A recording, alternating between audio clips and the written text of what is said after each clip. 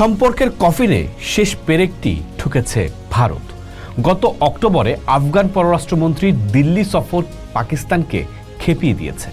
পাকিস্তানের প্রতিরক্ষা মন্ত্রীর দাবি, তালেবান এখন ভারতের উপনিবেশ হয়ে গেছে।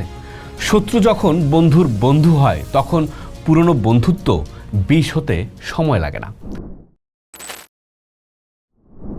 আফগানিস্তান আর পাকিস্তানের আন্তর্জাতিক সীমারেখা আন্তর্জাতিক মানচিত্রে খুবই স্পষ্ট, কিন্তু এটাও স্পষ্ট যে এই সম্পূর্ণ এলাকাটা এখন এক রণক্ষেত্র।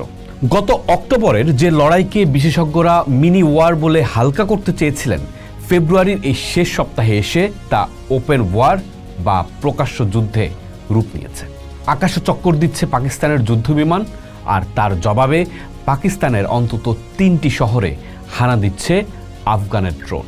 কিন্তু ঘটনাটা হঠাৎ করে ঘটেনি। আসুন জানার চেষ্টা করি বিরোধটা কেন, কবে থেকে। একটা সময় ছিল যখন ইসলামাবাদ আর কাবুলকে মনে করা হতো একই মুদ্রার এপিটোপিট। পাকিস্তান ভেবেছিল তালেবান ক্ষমতায় এলে কাবুলে তাদের একটা পুতুল সরকার থাকবে, কিন্তু সে হিসেব মেলেনি। তালেবান ক্ষমতায় বসার পর পাকিস্তানের ভেতরে টিটিপি বা তেহরিকি তালেবান পাকিস্তানের হামলা বেড়ে গেছে। ইসলামাবাদ বলছে আফগান তালেবানরা এখন তাদের আশ্রয় দিচ্ছে। সম্পর্কের কফিনে শেষ পেরেকটি ঠুকেছে ভারত। গত অক্টোবরে আফগান পররাষ্ট্রমন্ত্রী দিল্লি সফর পাকিস্তানকে খেপিয়ে দিয়েছে। পাকিস্তানের প্রতিরক্ষা মন্ত্রীর দাবি, তালেবান এখন ভারতের উপনিবেশ হয়ে গেছে। শত্রু যখন বন্ধুর বন্ধু হয় তখন পুরনো বন্ধুত্ব বিষ হতে সময় লাগে না। এই লড়াইয়ের মূল কারণ সন্ত্রাসবাদ না। মূল কারণ জানতে আমাদের যেতে হবে 1853 সালে।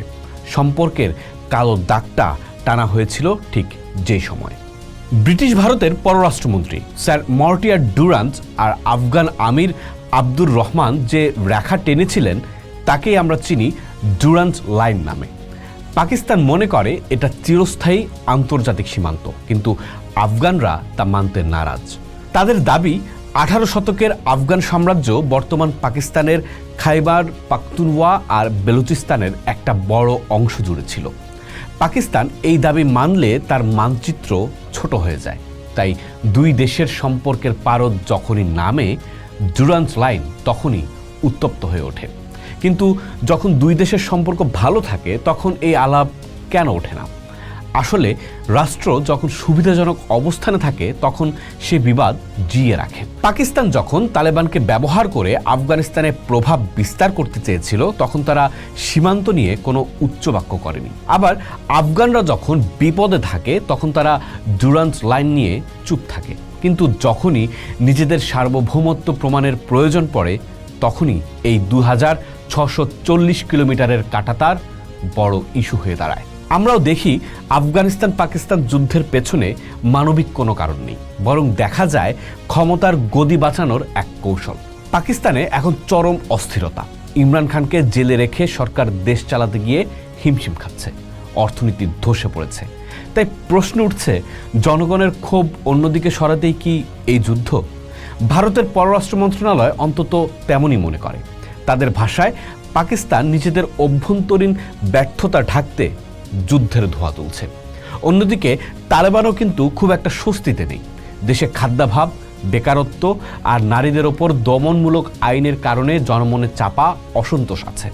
একটি বিদেশি শক্তির সঙ্গে যুদ্ধ বা পুরনো শত্রু পাকিস্তানের ওপর আঘাত হানলে দেশে এক ধরনের জাতীয়তাবাদী আবেগ তৈরি করা যায়। এতে নিজেদের কোন্দল ঢাকা সহজ হয়। তাই বলা যায় এই ডুরান্স লাইন আসলে দুই দেশের শাসকদের জন্য একটি সেফটি ভালভ।